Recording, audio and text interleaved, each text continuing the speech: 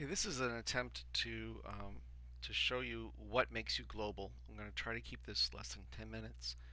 I tried it before and it was, ended up being 20 minutes. I'm really trying to cut it down. So I put a lot of stuff into this baby that will make him or her global. I believe I made this a boy, and the baby's name is Am I Global? He's under Z-Test in the Norwalk PC section.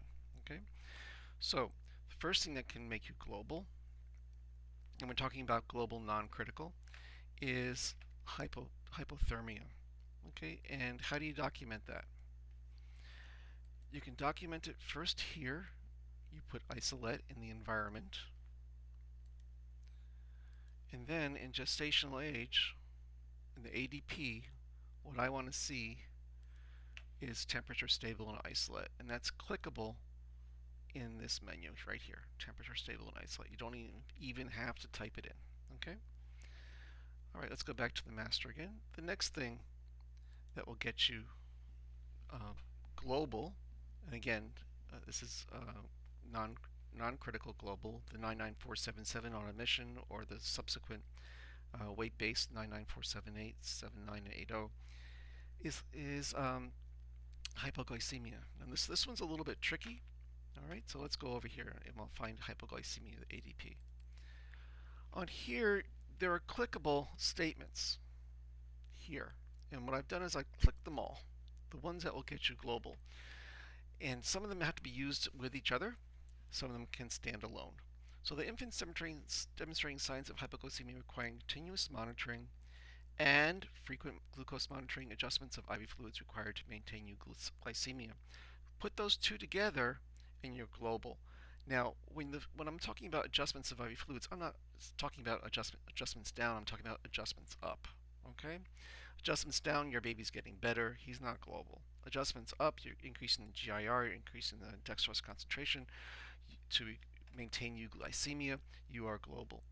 The next one that gets you a standalone um, uh, global diagnosis is if you're requiring IV dextrose boluses or multiple dextrose boluses. Okay, those are, I believe, two different things. Let me put them in two separate places.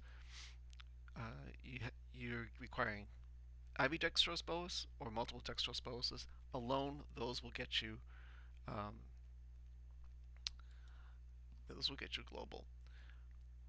And persistent hypoglycemia despite IV dextrose administration and feedings. And I would put that along with one of these two, frequent glucose monitoring adjustments, etc. And that will get you global. Okay, so those are the things that I'm looking for in the hypoglycemia section when you become global. Another section that can get you global is apnea. So let's find it over here. Apnea and bradycardia. Okay. Oh, I didn't save it. Okay. On caffeine. If your child is on caffeine, and you have to put a diagnosis of apnea here, or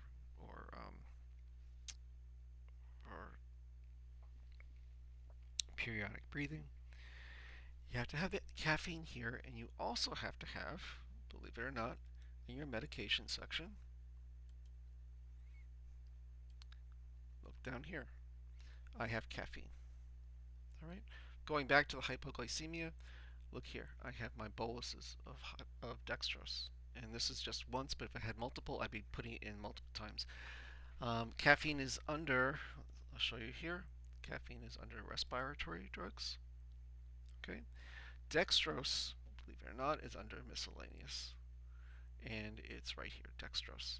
And you can give dextrose two different ways, for hypokalemia along with insulin, or for hypoglycemia. Okay, so if you're giving boluses, believe it or not, dextrose, and it is a medication in that sense. So we've been through apnea, we've been through um, hypoglycemia, we've been through hypothermia. Let's now go to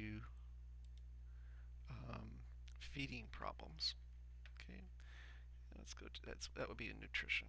Okay, and in nutrition, what I want to see in nutrition is usually feeding problems.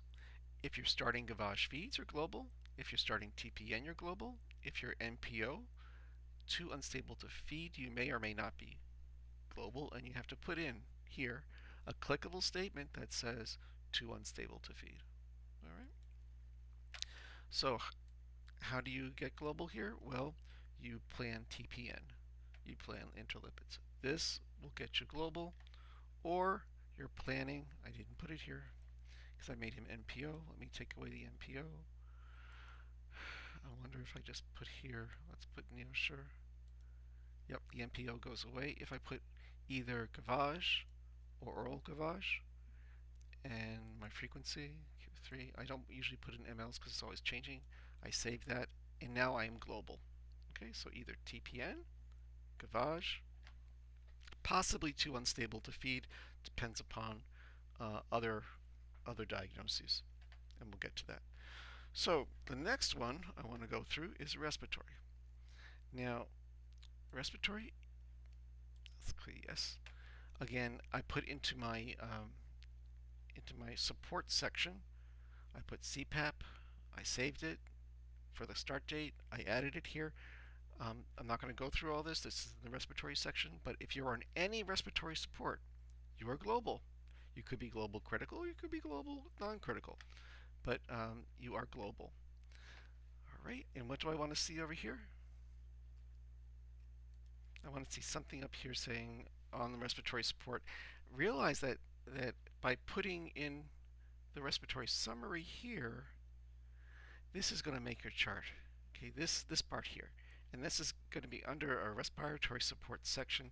It tells you that you're on this stuff, on CPAP, and you are global. Okay, so all you got to do is comment a little bit on it over here. Either make it critical global or global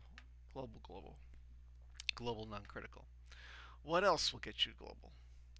Well, the last one that I have here, because I've gone over hypothermia, I've gone over nutrition, I've gone over apnea, I've gone over respiratory support, I've gone over hypoglycemia. The last one is sepsis. Okay, now on sepsis, it's hard to become global on sepsis alone first day. Okay, the only way that you can get to be global sepsis first diagnosis on the first day is by being too unstable to feed. All right. If the kid is septic and he has other problems going on like hypotension, etc., that'll get you critical. Okay. Or if you're pushing dextrose, that'll get you global. Okay. So remember, to become global on sepsis first day, you have to be NPO because you're too unstable to feed, and that's what I want to see in your nutrition section. That's what I look for. How else can you get global on subsequent days? If you had started out global, let's say for a different reason, like respiratory or from gavage feeds, and then you go on antibiotics while you're global, if you stop those things that made you global, but you remain on antibiotics, you stay global with sepsis as the first diagnosis. This has been really a discussion of what I want to see in the chart, or what I'm looking for in the chart when you're billing global, non-critical. Let's see how long this took. I hope this was helpful.